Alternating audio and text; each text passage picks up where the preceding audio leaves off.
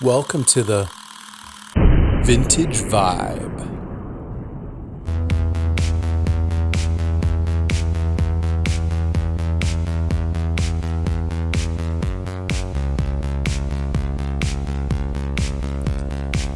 Nicknamed the Beast.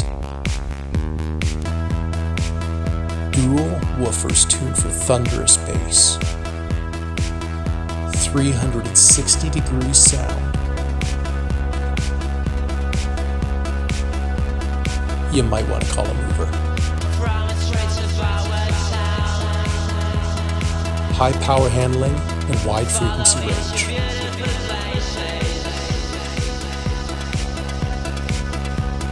Natural mid-range, even off-axis. Rare.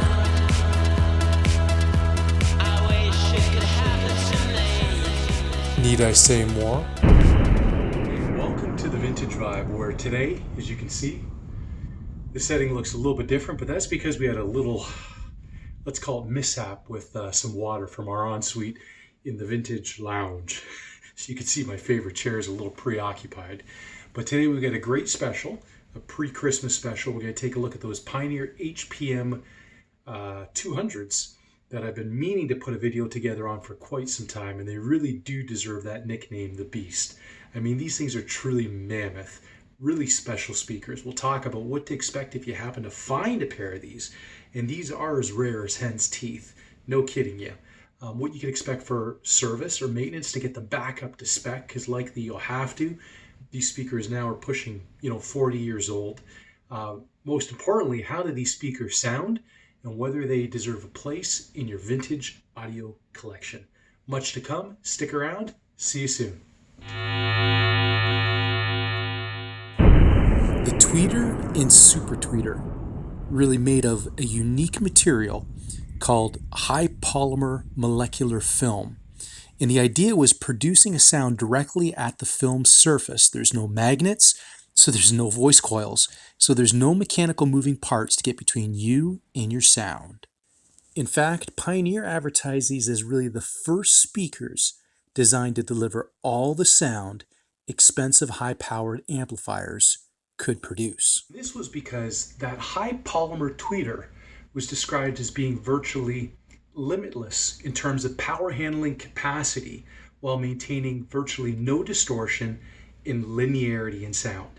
In fact, it creates almost a 360-degree sound around the entire speaker. Now, think about the time period as well. I mean, marketing is a big piece, I think, with any consumer goods, but there were some also really cool competitive products out there. Take, for example, these Technics SB6000s and their bigger brothers, the 7000s. Regardless, these sound great and they look really cool. But there is a catch. The tweeter and super tweeter on top are prone to corrosion at the point where the leads of the speaker wire connect to the polymolecular film. And there's really not a great way to fix them. And as it would have it, I had the exact same problem with my super tweeters. In fact, I didn't even notice they were non-functioning until I started disassembling them. And a little tip to check to see if they are working: remove the leads at the crossover, put them back on. If you don't hear a noticeable difference and change, they're just not working. It's really hard to kind of hear it because that 360 type effect that's being created by the tweeter below it, for example. Now, I searched high and low and I almost gave up looking for replacements because after opening them, I thought, how the heck do you repair these things? And I was lucky enough to find somebody who had a spare pair who was willing to sell them to me. Likewise, later somebody reached out to me wanting to buy my non-operational super tweeters, and I went ahead and sold them to him. And I found out when I followed up, he did repair them, or he says he did, with a rear defroster repair kit for a car. Basically, you paint over a conductive film on the lead where it meets the polymer film. Now you know. Now this was quite a project. I removed the woofers. You can see how well insulated these cabinets are and how thick the wood actually is. With the woofers pulled, they're made out of a composite fiber, and they're crossed over differently. The one woofer showed here, you can see almost a foam ring around it. That one's actually tuned for lower bass response, almost like a subwoofer. Now here's the mid-range. You can see how large the magnet is, and beside it that tweeter, super tweeter combination. They're quite impressive. You look at all the components here, the crossovers are very impressive. And you can see how the woofers, like many pioneers of this vintage, the surrounds started to suffer from dry rot and literally would start falling apart in my hands.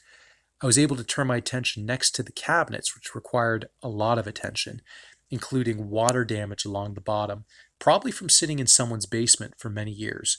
You can see how swollen the wood actually was. The wood would deteriorate and almost fall apart in your hand when you started to work with it. So I had to figure out a solution of bracing the wood using various glues, wood fills, and kind of bringing back structure to them before I could turn my attention to these little cosmetic defects in the veneers on the speaker. And you can see there's quite a few little defects. You can see all the little dots of wood fill everywhere. Lots of sanding, lots of really just repairing sections of veneer like you see here, literally cutting that veneer, gluing it, and then sanding it down before we got, a pretty decent result here. You can see the bottom corner of that repaired piece. In fact, the speakers came out really nice once they were sanded, oiled, stained. I added felt along the bottom to keep them off the ground. And here's another angle of that speaker once we got the actual components back into it. We could then turn our finishing touches to things like the missing Pioneer emblems on the speaker, which we found on eBay. Beautiful finished product and really tremendous sounding, which we'll talk about. Quite surprised when I got these put together and sat down to listen to them. I wasn't quite sure what to expect. At the same time, I had a pair of C50s, the JBLs, and I was kind of expecting something similar, but with these odd tweeter, super tweeter things on top, I wasn't sure if they were going to be too bright. Now, thankfully, Pioneer got something right. In fact, the crossover between the tweeter and the super tweeter is really seamless. And a lot of 70s speakers were guilty of putting too many drivers, three-way, four-way, five-way, six-way, just more is better type of thing. Pioneer really took time with that crossover, as you can see in the picture, to integrate all the drivers seamlessly.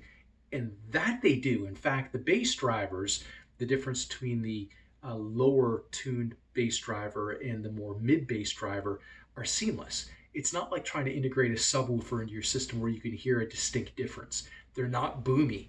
And because they're acoustic suspension in sealed enclosures, they're tight.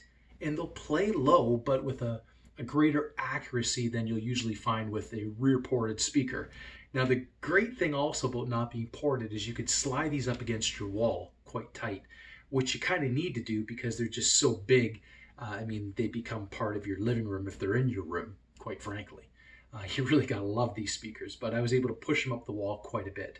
The mid-range driver has a great job of playing off-axis quite accurately, so you could kind of sit, in various places in the room and still get a really good soundstage. You didn't have to sit specifically in the sweet spot, which, for example, with these Wharfdale Dentons, you have to.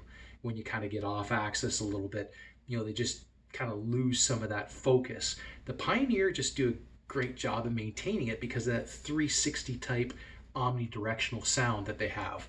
But it's not kind of way out there like the Bose 901 is by design. It's still a more, focused, accurate speaker. I really love the bottom end, the tightness of these speakers.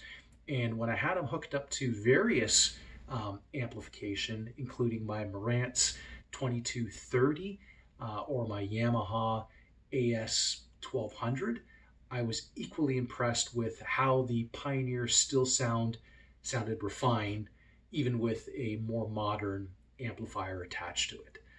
So I actually sold the C50s due in part because how much I love the sound of the HPM-200s. So what can you expect to pay for a pair of HPM-200s? Well, in this case, it's a seller's market. I sold mine for around $3,000 Canadian without a problem. So if you happen to find a pair out there for a bargain, then you better grab them quick. The next big question is, are they worth it? Well, with speakers like the C50s selling for over $6,000 and JBL 3000s even more, in comparison, for a rare, unique, big displacement speaker, even $3,000 Canadian isn't outrageous. I mean, these are rare. You have a pair of these and you're a Pioneer collector. All your other Pioneer fans will love you. And if you happen to have a guest over that knows nothing about Pioneer or speakers for that matter, they're quite a conversation piece.